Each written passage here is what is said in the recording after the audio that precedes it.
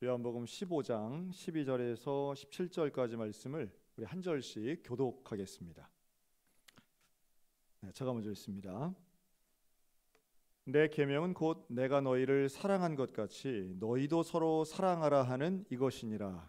사람이 친구를 위하여 자기 목숨을 버리면 이보다 더 큰 사랑이 없나니. 너희는 내가 명하는 대로 행하면 곧 나의 친구라. 이제부터는 너희를 종이라 하지 아니하리니 종은 주인이 하는 것을 알지 못함이라. 너희를 친구라 하였노니 내가 내 아버지께 들은 것을 다 너희에게 알게 하였음이라. 너희가 나를 택한 것이 아니요 내가 너희를 택하여 세웠나니 이는 너희로 가서 열매를 맺게 하고 또 너희 열매가 항상 있게 하여 내 이름으로 아버지께 무엇을 구하든지 다 받게 하려 함이라. 내가 이것을 너희에게 명함은 너희로 서로 사랑하게 하려 함이라. 아멘. 자, 오늘 우리 요한복음 15장에는 사실은 13장, 14장, 15장 연달해서 같은 하룻밤에 다 일어난 일이거든요. 근데 16장도 마찬가지고 이게 하룻밤새 일어난 일인데 예수님이 제자들과 함께 앉으셔서 마지막 만찬을 하시죠. 그러면서도 거기서 이제 배신할 제자 한 명, 가룟 유다를 거의 겨냥하다시피 해서 이렇게 얘기를 하는데 아무도 못 알아듣죠. 유다 본인 자체도 사실은 뜨끔은 했을 수 있지만 전혀 여기에 회개하거나 혹은 본인의 행동과 마음을 수정하지 않아요. 자, 그러다가 13장 30절 유다가 혼자 밖으로 나가버립니다. 그 떡조각 받고선 그냥 나가버려요. 그리고 이제 곧 일어날 일들은 너무도 명확해요. 아직 오진 않았지만 로마 병사들이 와서 예수님을 잡아갑니다. 예수님은 제자들과 함께 그 밤에도 기도하세요. 그런데 제자들은 함께 기도하지 않습니다. 참 얼마나 안타까우셨을까. 예수님은 지금 순차적으로 일어날 일들을 다 알고 계시는데 이제 곧 로마 군사들이 올 것이고 내가 잡히면 이제 재판정에 끌려가고 그러면 제자들은 지금은 막 이렇게 예수님을 따른다, 뭐 믿는다 이렇게 얘기하지만 곧 하루 이틀이면 이 사람들 다 흩어져서 다 배신하고 다 도망갈 사람들이라는 걸 예수님은 너무 잘 알고 있는 거예요. 저렇게 이제 도망가겠지 뭐. 앉아 있다가 막 도망가는, 여러분 이걸 생각하면 예수님 마음이 어땠겠어요? 이게 참 사람이 약하고 연약한 건 알지만 마음이 참 무너지잖아요. 그러니 이때에 곧 일어날 안 좋은 일들에 대해서 예수님의 생각을 가지시고 제자들에게 한마디 한마디를 하시는데 이게 너무너무 중요한 말씀들인 거예요. 그게 바로 새 계명을 주고 오늘 본문에 나오는 나의 계명을 주겠다 이렇게 말씀하잖아요. 그 나의 계명, 그 제자들이 아까는 새 계명 말씀하시고 이번엔 또 내 계명 말씀하시네. 예수님이 우리에게 계명을 주시네. 그래서 귀를 쫑긋 세운단 말이죠. 예수님이 말씀하시는 예수님만의 계명. 우리가 정말 이 저녁에 우리를 이렇게 모아놓고 오늘 좀 예수님 좀 특별하시잖아요. 다른 날 저녁보다 분명히 달랐을 거예요. 뭐 안 하시던 세족식도 하고요. 막 발도 막 닦아주시고 이 중에 나를 팔 거라고 하는 왜 그런 얘기 하시지? 우리로서는 지금 전혀 이해할 수 없고 그럴 리가 없는데 하는 말들을 계속 하시면서 계명 얘기를 하시니 얼마나 귀를 쫑긋하고 들었겠어요.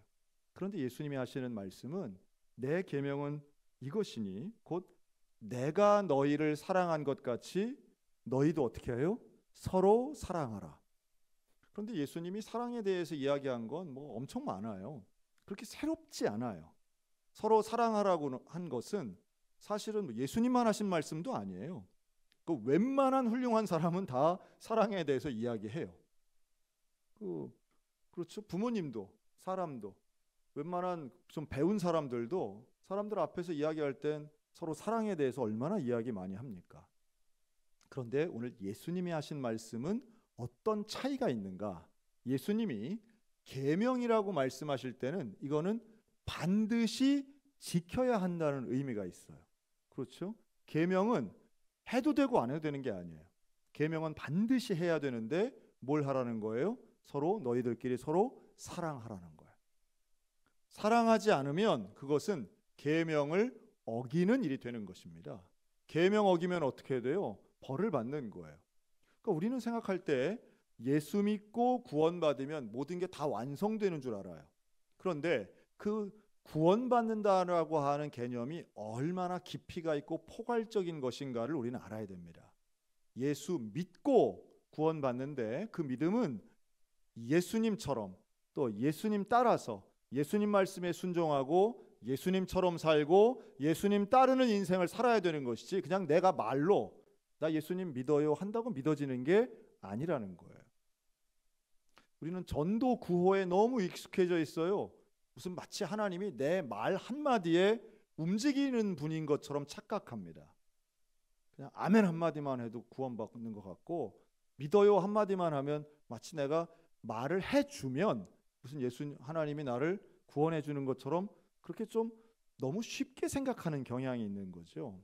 여러분 하나님을 믿는다라고 하는 건 다시 보세요. 이 제자들은 다 예수님 믿는다고 거의 매일마다 얘기한 사람들이에요. 그런데 이들이 어떻게 해요? 예수님을 배신하잖아요. 예수님을 떠나잖아요. 십자가 앞에서 다 도망쳐 버리는 거죠. 그러니까 우리가 예수님 믿는다라고 하는 건 예수님의 말씀을 계명처럼 여기고 지키는 것입니다. 예수님 말씀하셨으면 여기에 토달지 말고 예외를 두지 않고 또 여기에 전적으로 순종하는 마음이 있어야 되는데 다른 것 다 말씀하지 않고 오직 하나 얘기하시는 거예요. 너희 서로 사랑해야 돼. 그런데 우리끼리 어떻게 사랑하는가? 미운 사람 있죠. 도대체가 사랑이 안 되는 거죠. 저는 그런 분도 봤습니다.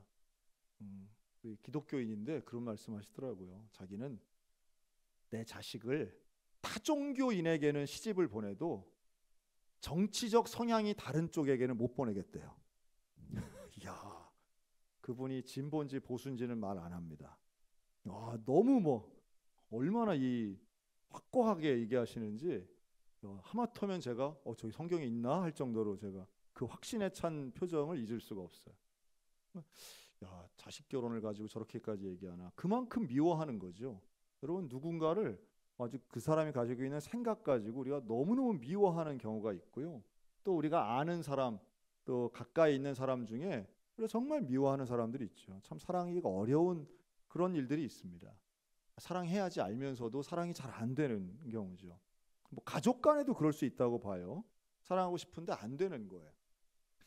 여기에 예수님이 해답을 하나 주시는데 너희가 서로 사랑해야 되는데 계명처럼 사랑해야 되는데 너희 힘으로 사랑하는 게 아니라 어떻게 사랑해야 된다고요?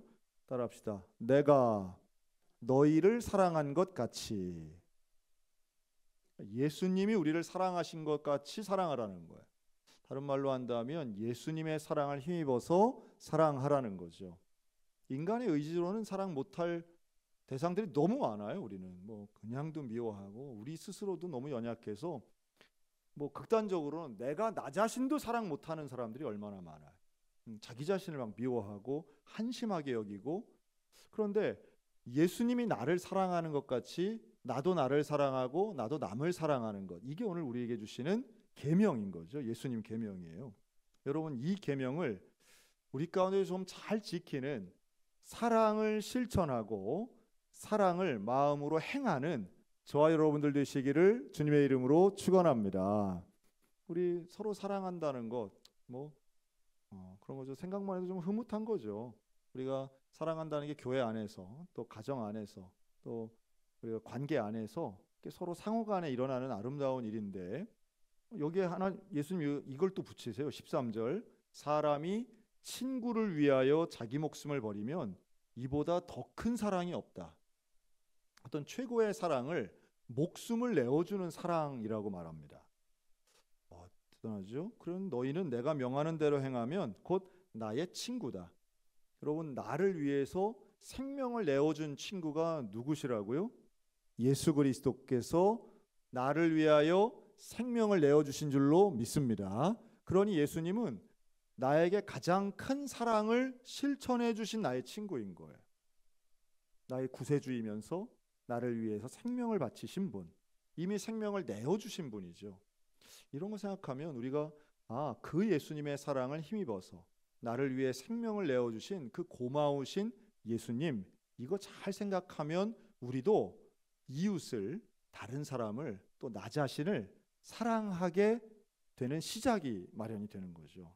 다시 말해 예수님의 사랑을 정말 깊이 경험하시기 바랍니다. 예수님이 나를 얼마나 사랑하시는가. 이거 느끼려고 우리는 기도 생활, 예배 생활 집중하는 거죠. 우리 하나님만 믿으면서. 그러면 사람이 달라지는 거예요. 미워하는 마음에서 사랑하는 마음으로 달라지는 것은 나의 의지나 노력이 아닌 결국 예수 그리스도의 은혜인 것입니다. 이 사랑도요, 경험해 본 사람이 또 사랑하게 됩니다. 사랑 많이 받은 사람은 다른 사람을 사랑하는 게 그렇게 어렵지 않은데요, 사랑을 받아본 적 없는 사람들은 누구를 사랑하기도 누구를 믿기도 참 어렵다, 이런 얘기들 많이 있죠. 1968년, 여러분 기억하실지 모르겠어요. 1월 21일 날 우리 대한민국 청와대에 북한 특공대 31명이 침투를 합니다. 31명 중에 30명이 이제 사살되고요. 딱 한 명 살아남죠. 그분의 이름을 우리가 다 웬만하면 다 아시더라고요. 김신조라는 분입니다. 이분은 나중에 그런 고백을 하죠. 남한은 다 매일매일 데모하고 파업하고 그리고 모두가 가난하고 먹고 살 수 없고 서로가 원수인 나라. 우리 북한은 지상천국, 남한은 지상의 아주 지옥 같은 곳, 이렇게 생각을 해서 왔고 68년도에 와서는 이게 이렇게나 오래된 일인가 저도 깜짝 놀랐어요. 뭐 그때 이제 군 복무하시던 분들은 군 복무 기간이 막 연장되기도 하고 그랬던 아주 큰 난리가 있었죠. 그런데 다 아시는 것처럼 이 김신조 씨는 그 이후에 예수님을 영접하게 되죠. 예수를 믿게 되고 그리고 침례교 신학교를 다니고 나와 졸업하셔서 1997년에 목사 안수 받고 목사님이 되십니다. 근데 이 김신조 목사님의 간증 설교를 들어보면 이분의 말씀이 그런 게 있어요. 북한에 살면서 자기가 늘 경험한 거는 사랑의 대상은 오직 하나, 수령님만 사랑하고 나머지는 다 서로 의심했다는 거예요. 그리고 남한에 대해서 생각할 때도 남한을 원수같이 그냥 다 마치 옛날에 우리가 북한 공산당 머리에 뿔난 것처럼 남한 사람들 다 이상하고 거짓되고 미제 앞제비고 뭐 이렇게 생각했다는 거죠. 그런데 와서 보니 체제의 차이가 확실히 느껴지고 그러면서 여긴 다양성이 있고 자유가 있다. 북한에 없는 자유가 있다. 그리고 무엇보다 그 자유 안에서 신앙의 자유, 종교의 자유를 가지고 내가 하나님 만나게 된 게 가장 큰 기쁨입니다. 저는 미워하는 마음이 사랑으로 바뀌게 되는 그런 가장 결정적인 경험이 결국은 그 김신조 목사님에게서는 예수님을 만나는 일이었다는 거죠. 그래서 절대로 자기 인생에서 남한 사람을 사랑하게 되리라고는 절대 생각을 못했는데 뭐 경제가 좀 낮고 뭐 체제에 대해서 인정하는 것까지는 눈으로 보는 사실이 가능하지만 마음으로 사람을 사랑하리라고는 생각 못했는데 예수님의 사랑을 경험하니 그게 가능하더라는 거예요. 그러니 우리는 보수도 사랑하고 진보도 사랑하고 빨간색도 사랑하고 파란색도 사랑할 수 있는 줄로 믿습니다. 우리 다 사랑해야죠. 사랑해야 되고 누굴 미워하고 죽일 수 있겠습니까?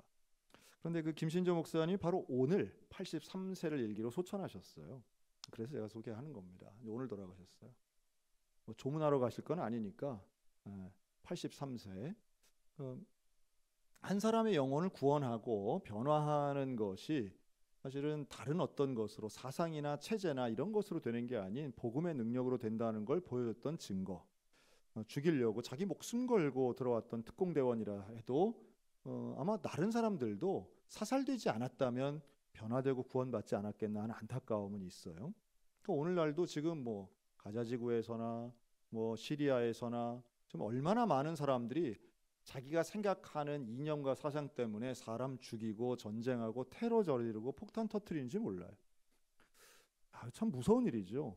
자기가 생각하는 것, 누구를 미워하는 것 때문에 그 일방적 미움과 혐오가 사람을 죽이고 이름도 알지도 못하는 특정 세력 사람들을, 특정 국가 사람들을 막 죽이려고 한다. 너무너무 슬픈 일이죠. 여러분, 우리 안에 있는 미움을 내려놓고 예수님만이 하실 수 있는 그 예수님의 사랑, 예수님이 우리를 사랑하신 것 같은 그 십자가의 사랑을 오늘 우리 모두가 사모하고 또 그 사랑을 가지고 우리 가까이 있는 이웃과 가족을 사랑하는 우리 진정한 의미의 기독교인들이 되셨으면 참 좋겠습니다. 그 예수님이 십자가를 지신 근본적 이유죠.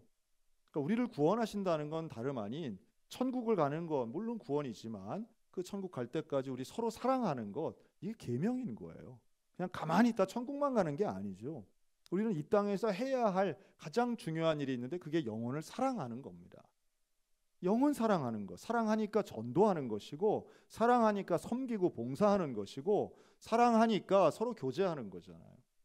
그리고 그 모든 방향이 결국은 하나님 앞에 예수님의 사랑을 나도 실천하면서 예수님처럼 살아가는 거죠. 요한복음에 사랑하란 말이 56번 나온다고 하더라고요. 근데 그 중에 44번이 바로 이 13장에서 21장 사이에 나오는 거예요. 이게 다 어디냐 하면 예수님이 마지막 제자들에게 하시고 있는 설교처럼 말씀하시는 바로 이 대목에서 나오는 거예요. 예수님 마지막 십자가 지시기 전에, 제자들하고 헤어지기 전에 가장 많이 말씀하신 게 바로 이 사랑이라는 단어죠. 그리고 이 사랑은 결국 우리 기독교의 중심교리라고 이제 일러지는 거죠. 왜 기독교의 중심교리가 사랑입니까? 예수님이 가장 많이 말씀하셨기 때문이고, 예수님이 십자가 지시기 바로 직전에 계속해서 강조하신 것이 사랑이기 때문이에요. 그런데 그 사랑이 다른 데 있는 것이 아니라 그 예수님의 원하시는 말씀을 가지고 옆에 있는 사람을 사랑하는 겁니다. 다른 물체를 사랑하는 게 아니잖아요. 자연을 사랑하는 게 아니라 사람 사랑하는 거, 이게 예수님 사랑의 핵심이죠. 여러분, 오늘도 우리 고난을 뛰어넘을 수 있는, 이제 앞으로 이렇게 되는 거죠. 어떻게 되냐? 이제 이 초대교회 앞에 많은 시련과 어려움이 옵니다. 그런데 초대교회의 어려움과 시련도 극복할 수 있는 유일한 방법은 결국 사랑이라고 귀결할 수 있습니다. 우리 인생에 어려움이 오고 고난이 온다 할지라도 결국 예수님의 사랑으로 영혼을 사랑한다면 그 나 자신 사랑하고 영혼 사랑하고 교회 사랑하는 가운데에 분명히 우리 모두 가운데 놀라운 은혜가 임할 것입니다. 오늘도 주님 명령하시는 이 계명에 대한 명령을 잘 기억하셔서 너희도 서로 사랑하라, 예수님 말씀을 지켜 행하는 우리 모두가 다 되시기를 주님의 이름으로 축원합니다. 아멘. 기도하겠습니다.